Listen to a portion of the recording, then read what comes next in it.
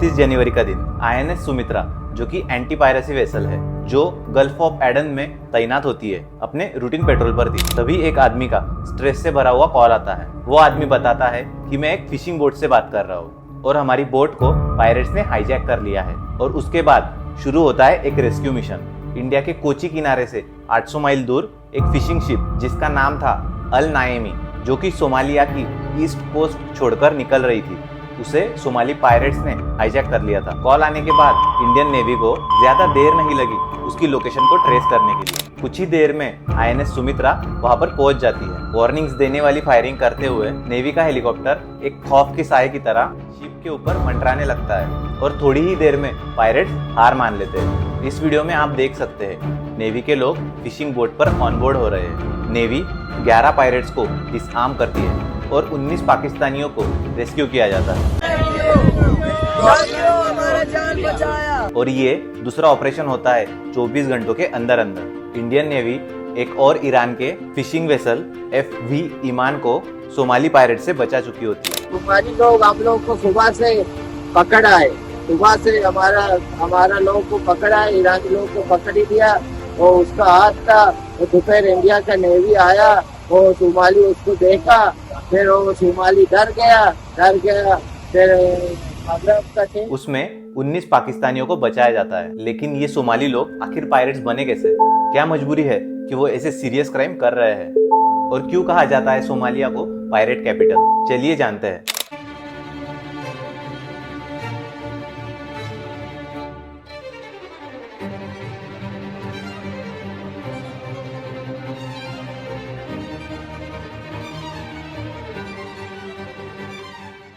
तो कहानी शुरू करते हैं मिडल एज के समय से। अगर आप मैप में देखें तो नॉर्थ अफ्रीका के ईस्टर्न साइड में बसे इस देश को बहुत लंबी कोस्ट लाइन मिली है, टोटल ऑफ 3,333 किलोमीटर।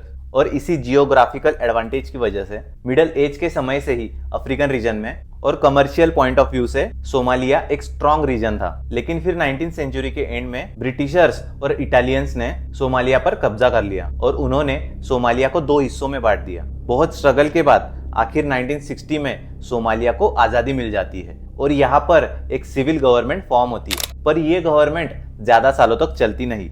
9 साल के बाद ही 1969 में यहाँ पर एक मिलिट्री कू हो जाता है। मिलिट्री कू मतलब देश की आर्मी डेमोक्रेटिक तरीके से बैठी हुई सरकार को ओवरथ्रो कर देती है। इस मिलिट्री कू को लीड करते हैं जनरल मोहम्मद सियाद बरे। उस समय अगर दुनिया में कोई बड़ी घटना होती थी तो उसके पीछे या तो यूएसए या फिर यूएसएसआर का हाथ होता था। और इस कू में जनरल की मदद यूएसएसआर ने की थी। इस मदद के बदले जनरल कंट्री में सोशलिज्म स्प्रेड करता है और उसके लिए एक पार्टी फॉर्म करता है। नाम होता है सोमाली रिवॉल्यूशनरी सोशलिस्ट पार्टी।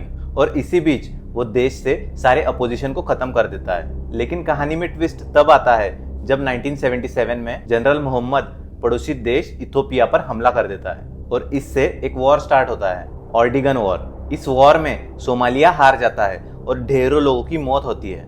इस वॉर से सोमालिया को बिग इकोनॉमिक डिजास्टर के अलावा कुछ नहीं मिलता। इंटरेस्टिंग बात यह थी कि इथोपिया भी यूएसएसआर का अलाय था और इस वजह से यूएसएसआर सोमालिया से नाराज हो जाता है और सोमालिया को सपोर्ट करना बंद कर देता है।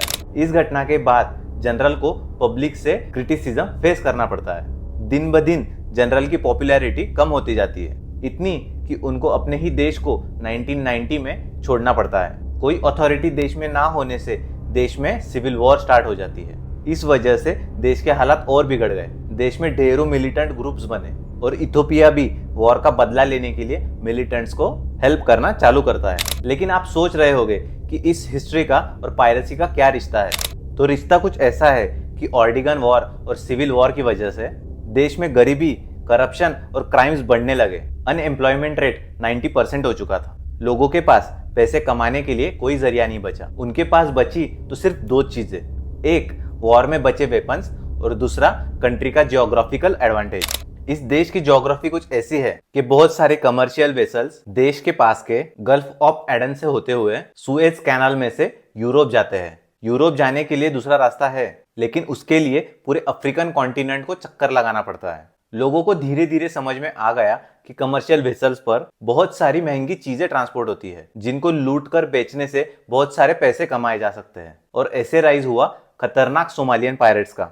लेकिन इंडियन ओशन में ऐसे खतरनाक पायरेट्स से डरने की कोई जरूरत नहीं है, क्योंकि इंडियन नेवी 24/7 इंडियन ओशन में ऑन ड्यूटी पर होती है। पाकिस्तानी फिशरमैन को पायरेट से बचाने के बाद इंडियन डिफेंस ऑफिशियल ने स्टेटमेंट दिया, जिसमें उन्होंने कहा कि इंडियन ओशन रीजन में सेफ्टी और सिक्योरिटी प्रोवाइड करने के लिए इंडियन नेवी वॉरशिप्स इस एरिया में डिप्लॉयड है। तो ये कहानी थी सोमालिया देश के राइज और फॉल की और इंडियन नेवी के शौर्य की। सामने फिर हिंदुस्तानी हो या फिर Pakistani innocent civilian, Indian navy अपना फर्ज अदा करने में कहीं कम नहीं रहती। अगर आपको ये वीडियो पसंद आई हो तो लाइक कीजिए, कमेंट में बताइए आपको ये वीडियो कैसी लगी और फॉलो कीजिए इनसाइड ब्लेंड। Thank you.